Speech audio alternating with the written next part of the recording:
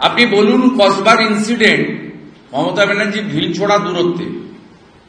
মমতা ব্যানার্জি একাধিকবার সাংসদ হয়েছেন ওই এলাকা থেকে।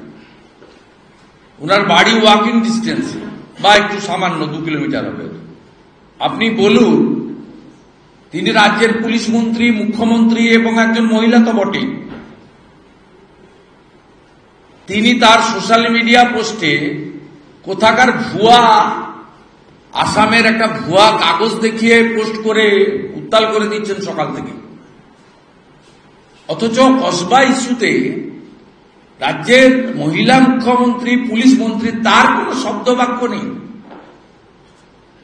অ্যাটলিস্ট নিন্দা করবেন, অ্যাটলিস্ট বলবেন তো দ্রুত ফাস্ট ট্র্যাক কোর্ট বসিয়ে ফাঁসি দেব।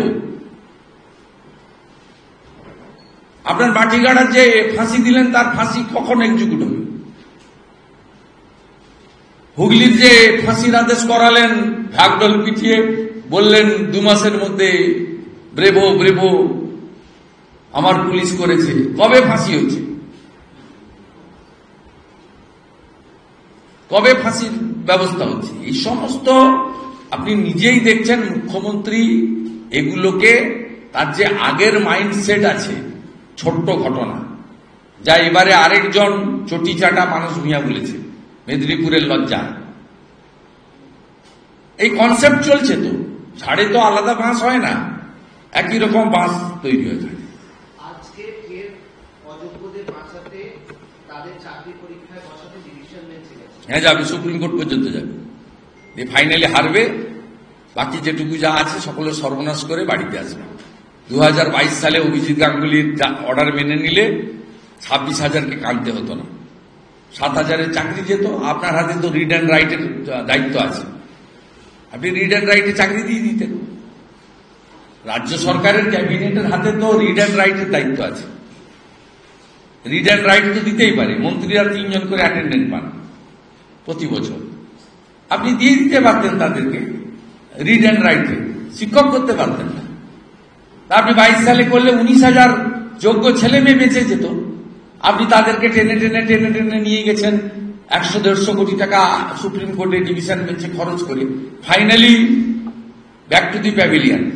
এক্ষেত্রে ওবিসির ক্ষেত্রেও তাই করেছেন। এখন আরো ভয়ঙ্কর ভাবে যে মুসলমানদের ওবিসি করতে পারেননি, ইডব্লিউএস এ ঢোকাচ্ছেন, ইকোনমিক্যালি উইকার সেকশন। আপনাকে বলে দিই, ইকোনমিক্যালি উইকার সেকশনটা 2019 সালে ভারত সরকার পার্লামেন্টে 10% আনে। তার কারণ হচ্ছে আপার কাস্টের মধ্যে যারা ফিনান্সিয়ালি উইক তাদের জন্য। এসসি রিজার্ভেশন আছে, এসটি রিজার্ভেশন আছে, ওবিসি রিজার্ভেশন আছে,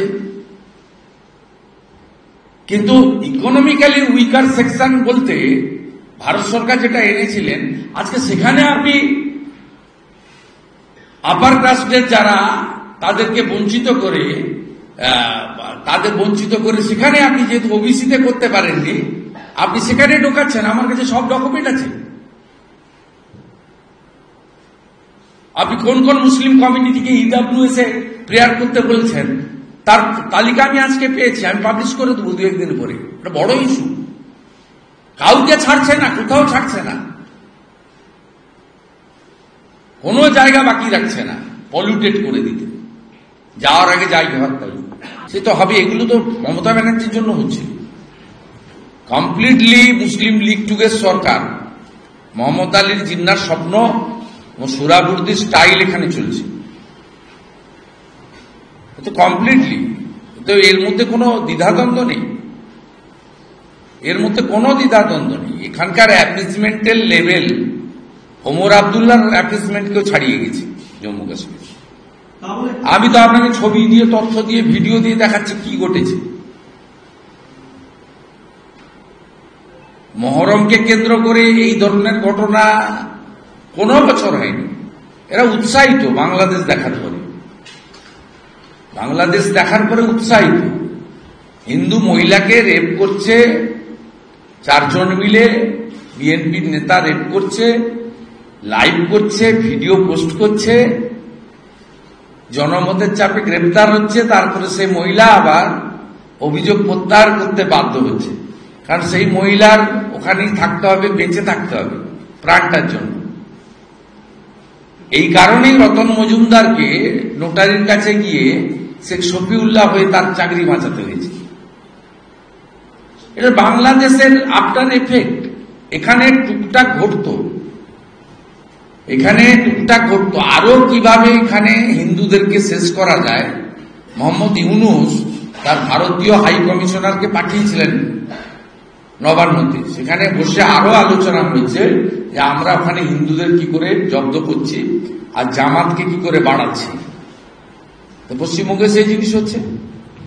তফাৎ আর কি, আমাদের তো কালচার ভাষা সব একই রকম ছিল, তো বাংলাদেশ থেকে এখানকার সরকার, মমতার সরকার এটা নিয়েছে।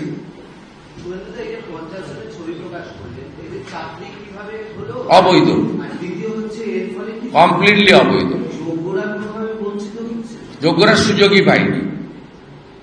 এদেরকে বিভিন্ন কলেজে অ্যাপ্লিকেশন নেওয়া হয়েছে, অ্যাপ্লিকেশন নিয়ে প্রথমে ক্যাজুয়ালে লাগিয়ে দেওয়া হয়েছে, তারপরে তাদেরকে রেগুলারাইজ করে দিয়েছে গভর্নিং বডি, এবং কলেজের গভর্নিং বডির হাতে আপনার যেমন স্কুল সার্ভিস কমিশনের সি এবং ডি এসএসসির হাতে, আগে এসএসসির হাতে ছিল না, ম্যানেজিং কমিটির হাতে ছিল।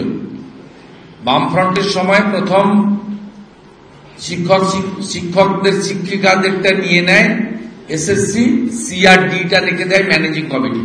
এতে সিপিএম এর প্রচুর ক্যাডার ঢুকেছে, বড় বড় নেতাদের আত্মীয় স্বজনরা ঢুকেছে, পার্টি ক্যাডাররা ঢুকেছে, সে তালিকাও প্রকাশ করা যেতে পারে, কেউ কম না। তারপরে মানে 11 ঠিক আগে স্কুল থেকে সি এবং ডি নিয়ে নেওয়া হয়, সম্ভবত 6-7 সালে, মানে লেফটের লাস্ট রিজিমে, সেটাও এসএসসির আন্ডারে চলে আসে। কিন্তু কলেজ সার্ভিস কমিশনে এখনো সি আর ডি কলেজ গভর্নিং বডির হাতে। কলেজ সার্ভিস কমিশনে কেবলমাত্র প্রিন্সিপাল এবং প্রফেসর, তাদেরটা কলেজ সার্ভিস কমিশনের হাতে। সি এবং ডি এদের সকলের ইন্টারভিউ এড়ানোর জন্য প্রত্যেকটা কলেজের গভর্নিং বডির প্রেসিডেন্ট একেবারে হাত কাটা দুলাল, কান কাটা বেনু, নাক কাটা রাজু, সব দিদির ভাইরা আছে, মানে পিসির ভাইপোরা, আগে তো ভাই ছিল, পিসির ভাইপোরা, তারা বিভিন্ন কলেজে আছেন। তারা থাকার ফলে আপনার এদের প্রথম ক্যাজুয়াল ঢুকিয়ে দেয়, তারপরে একটা কন্টিনিউয়াস 280 দিন কাজ করলে গভর্নিং বডি রেগুলারাইজ করে দিতে পারে। অর্থাৎ 1-1.5 বছর ছুটি ছাটা বাদ দিয়ে কন্টিনিউয়াস কাজ দেখিয়ে তারপরে সব কলেজ গভর্নিং বডিতে এদেরকে রেগুলারাইজ করে দিয়েছে। এইভাবেই হয়েছে এদের নিয়ম। এবং এই তালিকাতে 2-4টি অধ্যাপকও আছে যাদেরকে পার্থ কলেজ সার্ভিস কমিশনকে দিয়ে পার করিয়েছে। প্রথমে ক্যাজুয়ালে ঢুকেছে, তারপরে কলেজে পার্মানেন্ট হয়েছে, তারপরে এদেরকে ইউনিভার্সিটিতে রেজিস্ট্রার, ডেপুটি রেজিস্ট্রার, রেজিস্ট্রার তো অধ্যাপক হয়, ডেপুটি রেজিস্ট্রার ইত্যাদি হয় অফিসিয়াল, সেই জায়গাতেও ঢুকিয়েছে। আর এখনো কিছু ক্যাজুয়াল আছে, এর মধ্যে গোটা রাজ্যেই আছে, যে তাদের এখনো রেগুলারাইজ করতে পারেনি বা করেনি। সেটা আপনার এক্ষেত্রে ধরুন 100 পয়েন্ট রোস্টার মানা হয়নি, কলেজের যে পুরনো সিনিয়র এমপ্লয়ি তাদের অগ্রাধিকার পায়নি, ওপেন টু অল হয়নি, সকলে সুযোগ পায়নি, প্রতিযোগিতা হয়নি, সেই সুযোগ তারা নিয়েছে।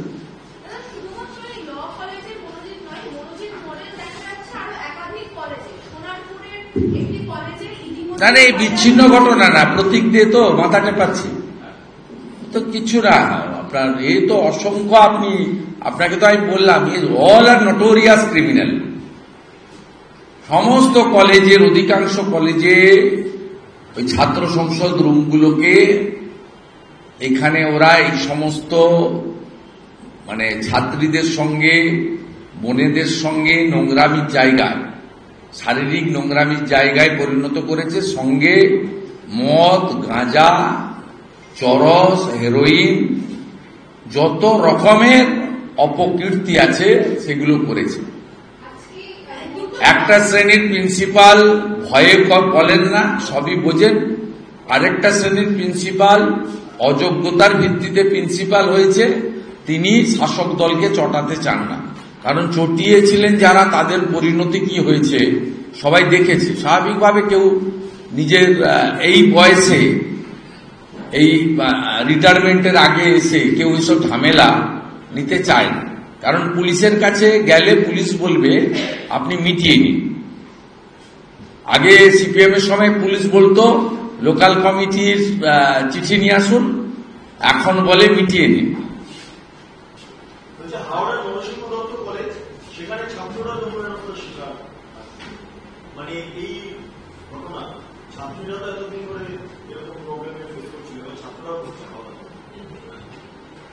এদের দেখুন, যখন যেটা ইচ্ছা হয়েছে তখন করে, এইসব ভাষা মুখ দিয়ে বলা খুব মুশকিল।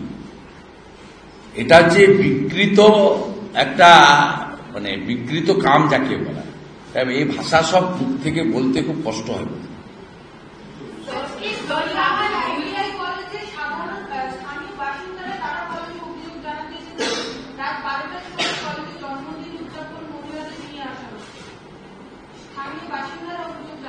অসংখ্য আছে, আই বুড়ো ভাত খাইয়েছে কলেজে, হ্যাঁ আরামবাগে করেছে তো, আই বুড়ো ভাত খাইয়েছে।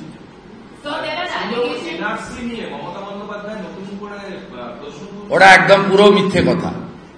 ওটা 2000, এটা আইপ্যাকের এরকম মিথ্যা গ্যাস চলবে, এই ঢপবাজি চলবে। নির্বাচনের আগের দিন পর্যন্ত দেখবেন আপনি হয়তো লিফলেট দিচ্ছেন, TV9 এর পক্ষে একে ভোট দিন, সেই লিফলেট ওরা বের করে দেবে। ওই খবর কাগজগুলো সকালবেলা বেরোয়, তার মধ্যে তো একটা কাগজ আছে, কি সব নাম শ্রদ্ধেয় বরুণবাবু স্থাপন করেছিলেন, সে তো লেখে ভগবান ছাড়া কাউকে ভয় করি না, এখন মমতা ছাড়া কারো চটি চাটি না।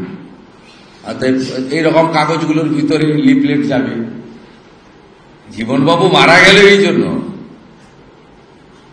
জীবনবাবুকে থানায় যেতে হয়েছে, বাইক বাহিনী আক্রমণ করেছে, লুম্পেনদের হাতে চলে গেছে। জীবনবাবুর বই কে পড়িনি আমরা? নির্মল বাবু, জীবনবাবু, দক্ষিণ 24 পরগনা যারা নেতা আছে, অরূপ ভদ্র, ঘরে ঢুকিয়ে দিয়েছি। যান না ট্রেনিং এর শৈবাল লাহিড়ির অবস্থা দেখবেন। আমরা যারা 11-র আগে কাঁধে কাঁধ দিয়ে করেছি, 2008-এ তো দুটো জেলায় রাস্তা দেখিয়েছে, পূর্ব মেদিনীপুর আর দক্ষিণ 24 পরগনা। সে লড়াইয়ের নেতা কে ছিল? অরূপ ভদ্ররা নেতা ছিল, নির্মল মণ্ডল জীবনবাবুর মতো লোক নেতা ছিল, শৈবাল লাহিড়ির মতো লোক নেতা ছিল, আবুদার মতো নেতা ছিল। আছে নাকি কেউ? অস্তিত্ব আছে? ভাইপো সব শেষ করে দিয়েছে, সব লুম্পেনদের হাতে, তোলাবাজদের হাতে, চিরিংবাজদের হাতে। লাল চুল কানে দুল, তার নাম যুবা তৃণমূল, তাদের হাতে চলে গেছে। জয়ন্ত নস্কর কাঁদতে কাঁদতে মারা গেছে গোসাবার, শকতের উৎপাতে। প্রত্যেকটা লোক, কোন ভদ্রলোক আছে নাকি?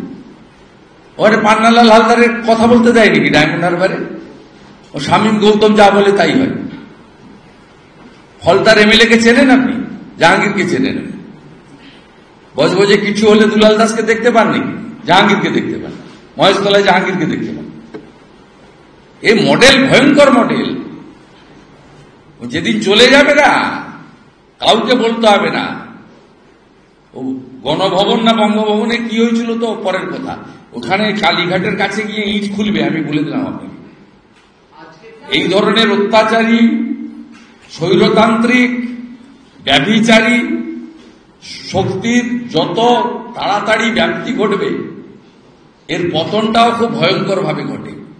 সে পতনের পরে কেউ থাকে না, পিছন ঘুরে তাকাবেন, কেউ থাকে না। আমাদের ভিডিও ভালো লাগলে লাইক এবং শেয়ার করুন। কমেন্ট সেকশনে গিয়ে জানান আপনাদের মতামত। আরও ভিডিও পেতে আমাদের চ্যানেল সাবস্ক্রাইব করুন এবং প্রতি মুহূর্তে খবরের আপডেট পেতে প্রেস করুন বেল আইকন।